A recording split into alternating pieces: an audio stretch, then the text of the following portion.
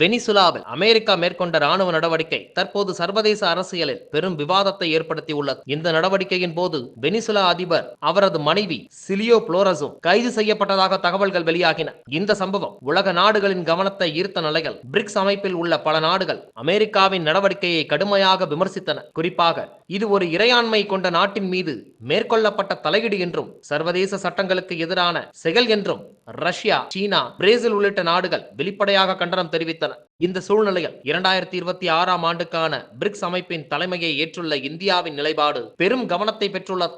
ஒவ்வொரு ஆண்டும் சுழற்சி முறையில் பிரிக்ஸ் அமைப்பின் தலைமை பொறுப்பு உறுப்பு நாடுகள் வகிக்கும் நிலையில் இந்த ஆண்டு இந்தியா அந்த பொறுப்பை ஏற்றுள்ளது. இத்தகைய முக்கியமான தருணத்தில் வெனிசுலா விவகாரத்தில் இந்தியா அமெரிக்காவை நேரடியாக கண்டிக்காமல் மிகவும் எச்சரிக்கையான மற்றும் மென்மையான மொழியை பயன்படுத்தியதே தற்போது சர்வதேச அரசியல் வட்டாரங்களில் விவாதமாகியுள்ளது. பிரிக்ஸ் அமைப்பில் உள்ள பிற உறுப்பு நாடுகள் அமெரிக்காவின் நடவடிக்கையை வெளிப்படையாக விமர்சித்தன.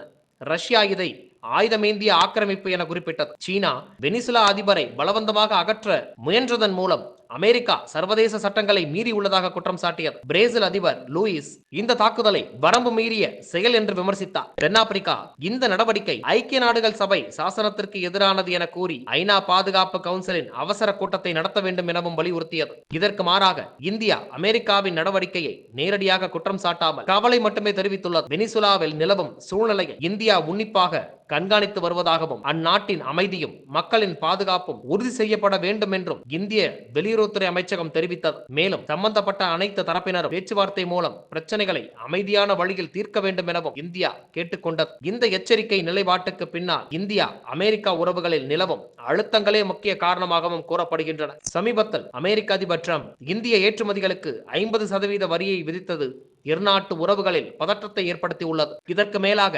ரஷ்யாவிடமிருந்து இந்தியா எண்ணெய் வாங்குவதை நிறுத்துமாறு அமெரிக்கா வற்புறுத்தியதும் பாகிஸ்தான் தலைவர்களுடன் டிரம்ப் நெருக்கம் காட்டுவதும் இந்தியா பாகிஸ்தான் மோதலை தானே தடுத்து நிறுத்தியதாக டிரம்ப் கூறி வருவதும் இந்தியாவுக்கு சங்கடத்தை உருவாக்கியுள்ளது. தற்போது இந்தியாவும் அமெரிக்காவும் இருதரப்பு உறவுகளில் உள்ள சிக்கல்களை சரி செய்ய முயற்சி செய்து வருவதாக கூறப்பட்டாலும் வர்த்தக ஒப்பந்தம் தொடர்பான பேச்சுவார்த்தைகளில் குறிப்பிடத்தக்க முன்னேற்றம் இன்னும் ஏற்படவில்லை. இதன் காரணமாகவே அமெரிக்காவை நேரடியாக விமர்சிப்பதை தவிர்த்து இந்தியா சைலண்ட் டிப்ளமசி என்ற அணுகுமுறையை பின்பற்றுகிறது என அரசியல் ஆய்வாளர்கள் கருத்து தெரிவித்து வருகின்றனர்.